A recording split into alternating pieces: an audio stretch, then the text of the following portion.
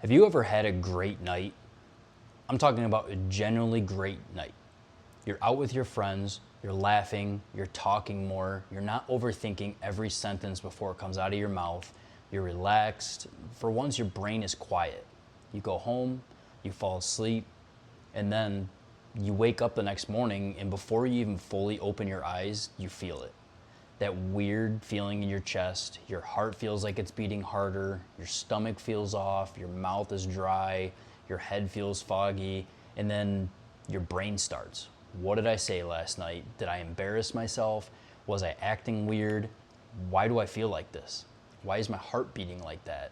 Is something wrong with me? And then within 10 minutes of waking up, you're lying in bed replaying a night that you were literally enjoying 12 hours ago. That's Hangxiety. And if you already struggle with anxiety, alcohol can make the next morning feel like your nervous system just declared war on you. Okay, let's go.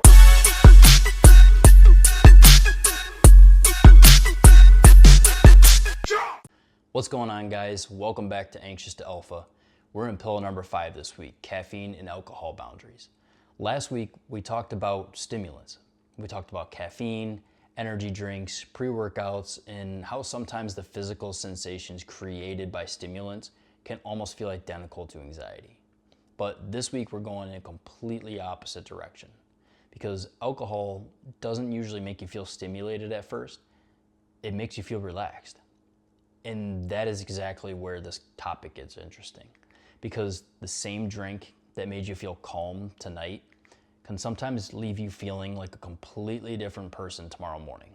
So today we're going to talk about Hangxiety, what it is, why it happens, and more importantly, what I think people who struggle with anxiety need to understand about alcohol. And before somebody comments, no, this is not going to be 20 minutes of me telling you that alcohol is bad. That's not what Anxious to Alpha is. I'm not here to tell you to hide from everything that might affect your anxiety. I'm here to help you understand what you're putting into your body so you can stop being completely blindsided by how you feel afterwards. Because I can tell you from personal experience, there's a massive difference between waking up anxious and thinking my anxiety is getting worse again, and waking up anxious and being able to say, okay, I drank last night, I slept like garbage, my body is recovering, I understand why I might feel off today. Same symptoms, completely different mental response. And that difference matters a lot. I've talked about this one before, but alcohol has been a weird one for me throughout my anxiety journey, because in the moment, I can feel completely fine. Actually, sometimes I can feel better than fine. I'm more relaxed, I'm talking, I'm laughing, I'm not just sitting there analyzing every sensation in my body. I'm not thinking about my heart, my breathing. I'm not wondering if I'm dizzy. My brain just shuts off for a little while. And if you're struggling with anxiety, you know how good that silence can feel. But that's a trap, because your brain starts making a connection. Alcohol equals calm. Alcohol equals confidence. It equals relief. But there's a bill that comes with that. And I've had mornings where I wake up after drinking and I just feel off. That's the best way that I can explain it. Nothing is necessarily happening. I'm safe, I'm home, the night is over, but my body feels like something is wrong. And because I've dealt with health anxiety, you already know where my brain wants to go. Heart feels weird, check it. If you feel shaky, why? Stomach feels off, what's wrong? A little dizzy, here we go. And suddenly I'm investigating my own body like I'm a detective at a crime scene. Except there is no crime scene. I drank alcohol, I slept badly, and my nervous system is reacting to what I did the night before. Now here's where it gets really interesting, because alcohol is doing more than just making you drunk. Alcohol is a central nervous system depressant, and one of the systems that it influences involves GABA. You don't need to memorize that, this isn't a biology class, but here's a simple version. Your brain has systems that act like a brake pedal and systems that act like a gas pedal.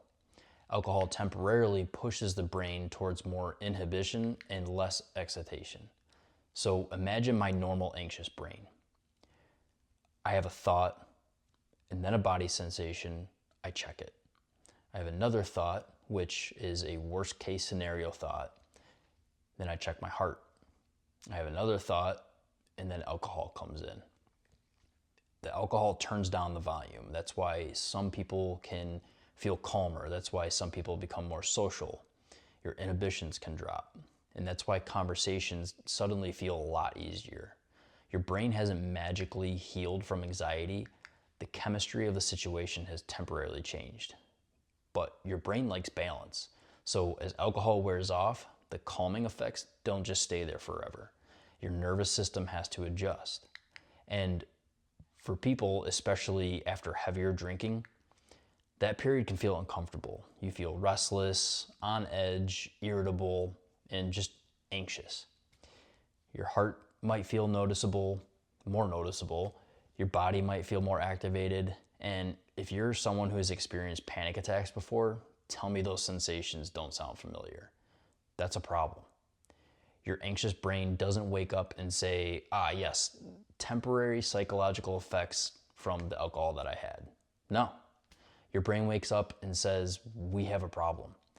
And now the cycle starts. You notice the sensation, you interpret the sensation as danger, and your anxiety increases, which creates more sensations, which you notice, and congratulations. Now you're having a panic attack at 9:17 in the morning while door dashing a breakfast sandwich, trying to remember if you said anything embarrassing last night.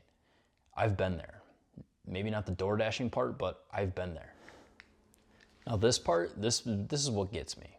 The conversation replay. You wake up and suddenly your brain has access to every conversation you had last night. What did I say? Did that joke land? Was I talking too much? Did I offend somebody? Why did she look at me like that? Meanwhile, the other person is probably at home eating cereal and hasn't thought once about the conversation. But your anxious brain has opened up a full investigation. We're reviewing evidence, we're interviewing witnesses, we're enhancing audio, we're zooming in on facial expressions, all because somebody said, all right, man, I'll see you later. And your brain goes, wait, why did they say it like that? You know exactly what I'm talking about. Alcohol can impair your judgment and memory while you're drinking. So then the next morning you may be tired, physically uncomfortable, and already anxious. That's an awful state of mind to start evaluating your entire personality from. I want you to hear that again. The morning after drinking is probably not the best time to conduct a full performance review of yourself. Write that down, because I've done it. And here's a rule that I am trying to be better at following. I do not make major conclusions about my life when my nervous system is already dysregulated. Bad sleep, don't evaluate your entire future. Panic attack, don't decide that you're back at square one. Hungover, maybe don't spend 4 hours deciding everybody secretly hates me. Give your body time to return to baseline, then evaluate your reality. Now let's talk about sleep when it comes to alcohol, because I can hardly hear somebody saying it. But Justin, when I drink, I fall asleep instantly. Yeah, so do I sometimes. That's not necessarily the same thing as getting high quality restorative sleep. Alcohol may help you fall asleep in some circumstances because of the sedative effects, but as the night continues, alcohol can disrupt your sleep. And this is where pillar 3 comes crashing back into the conversation, because sleep is not just unconsciousness. Your brain is doing work while you sleep. Your emotional system is recovering, your body's regulating, your brain is moving through different sleep modes. So you can technically be in bed for 8 hours and still wake up feeling like you got hit by a truck. And now think about the combination. You drink, your sleep was disrupted, you're thirsty, your stomach might feel off, your head hurts, you're exhausted. And now your anxiety says something is seriously wrong. Maybe. Or maybe you just had a rough night out again. Awareness changes the interpretation, and interpretation can change how far the anxiety spiral goes. This is something I really want you guys to notice. These pillars aren't just 12 random topics I pulled out of a hat. They connect. Pillar 1, nervous system mastery, you learn how your body creates sensations. Pillar 2, strength and structure, you build discipline and physical resilience. In pillar 3, sleep, You learn how recovery affects your emotions. Pillar 4, nutrition and hydration. You stop treating your body like an afterthought. And now pillar 5, boundaries. We're starting to look at things that we voluntarily consume and asking one simple question. Is this helping the person that I'm trying to become? Not, is this good or evil, or am I allowed to have this? I'm a grown man, you're a grown adult. You can make your own decisions. The question is, what's the cost of your decisions? If I have 2 drinks and feel completely fine the next day, that's information. If I have 6 drinks and spend the entire next day anxious, exhausted, and checking my pulse every 15 minutes, that's information too. At some point, I have to stop acting surprised by patterns I keep voluntarily repeating. And that line right there, that applies to way more than just alcohol. This is where I've had to become more honest with myself. There have been times where I know certain things make my anxiety worse, but I do them anyways. Energy drink, why am I jittery? Staying up until 3 a.m. playing Xbox, why do I feel foggy the next day? Barely drink any water, why do I feel off? At some point, my nervous system is probably looking at me like, bro, I've been sending emails, and I'm just marking every one of them as spam. That's part of becoming more self-aware. You stop seeing every uncomfortable symptom as random attacks from your body. Sometimes your body is just giving you feedback. That doesn't mean obsess over it. That doesn't mean become afraid of alcohol. It just means pay attention to the pattern, because your boundary might be different from mine. Maybe you can have a couple of drinks and you're fine. Maybe one heavy night completely wrecks your anxiety for 2 days. Maybe you realize alcohol isn't worth it for you anymore. All 3 of those realities can exist. The point is to stop letting social pressure make decisions for your nervous system. Let's make this practical. First, stop using alcohol as your primary anxiety medication. And I don't mean prescription medication. I mean emotionally. If every stressful day ends with, I need a drink, pay attention to that sentence. If every social situation requires alcohol before you can relax, pay attention to that. If you feel like the only version of you that is confident is the version that is drinking, pay attention. I'm not diagnosing you, I'm telling you, become curious about the pattern. Because the goal of Anxious to Alpha is to build a nervous system that can handle life. We don't want our only off switch to exist at the bottom of a bottle. Second, know your pattern before you start drinking. I think that a lot of us make boundaries when we're already 3 drinks in. That's like creating a budget while you're walking through the checkout aisle. Make the decision earlier. How much am I planning on drinking? Have I eaten anything? Am I already extremely anxious today? Did I sleep for only 4 hours last night? Or do I have something important tomorrow? These things matter. Third, slow down. You do not get a trophy for being the first person to get drunk. Have water, eat food, give yourself time. And just to be clear, water doesn't magically erase the alcohol in your bloodstream. Neither does a greasy breakfast. There's no secret hangover cure that allows you to outsmart biology. Time matters. Fourth, if you wake up anxious, recognize the context. This one is massive for me. Instead of immediately saying my anxiety is back, try, I drank last night, my sleep may have been disrupted, I feel physically uncomfortable, anxiety can be a part of a hangover. I'm not gonna spend the first bit of my morning spiraling. That's not you ignoring your body, that's giving your brain context. Obviously, if you're having severe symptoms or generally believe you have a medical emergency, maybe get medical help. But for familiar next day anxiety spiral, context can be powerful. Eat something if you can, hydrate normally, get outside, take a walk if you need to. Don't immediately slam a 300 milligram energy drink because you're tired. Because now we've combined week 1 and week 2 into the Avengers of bad decisions for an anxious nervous system. Alcohol rebound, terrible sleep, and a massive stimulus dose. Then we're shocked that our heart feels noticeably faster. Come on, guys, I've done this too. Here's a question, and I actually want you guys to think about this one. Is the version of you tonight worth the version of you tomorrow? That's it. Because sometimes the answer might actually be yes.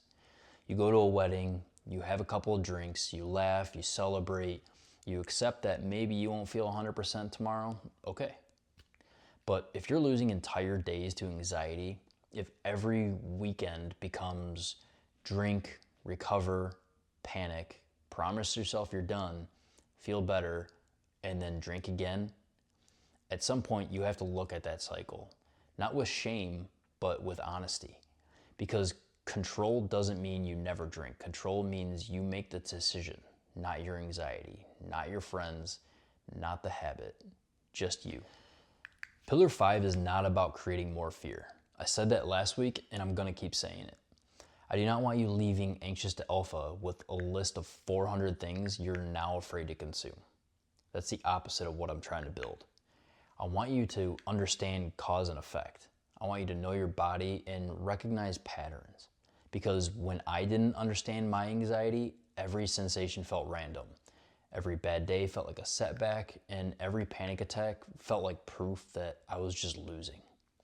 But now, I'm trying to ask better questions. What did I eat? How did I sleep? How stressed have I been? How much caffeine did I have? Did I drink last night? Not because every symptom has a simple answer. It doesn't. But because context matters. And the more context that I have, the less room my anxious brain has to create a horror story. So if you wake up after drinking and your heart feels noticeable, you're anxious, you're replaying conversations, and you're convinced that you somehow destroyed your entire life between 8 p.m. and midnight, remember this video. You might not need to solve your entire life today. You might just need water, food, rest, time, and a little perspective. Learn your pattern, set your boundaries, and stop apologizing for protecting a nervous system you've worked so hard to rebuild. Because the goal isn't to become the guy who needs alcohol to feel calm. The goal is to become the guy who can create calm from within. That's strength. That's control, and that's exactly what we're trying to build here. If this video described one of your mornings a little too accurately, drop a comment below. I want to know if you've experienced Hangxiety before. And send this video to a friend who wakes up every Sunday morning convinced the group chat secretly hates him. You know who he is. He knows who he is. Next week, we're continuing pillar number 5 and talking about moderation versus elimination. Do you actually need to completely quit caffeine and alcohol to control anxiety, or can you build boundaries around those? We're getting into all of it. Subscribe if you want to follow the 12 pillars. And remember, control your mind, control your life. I'll see you next week.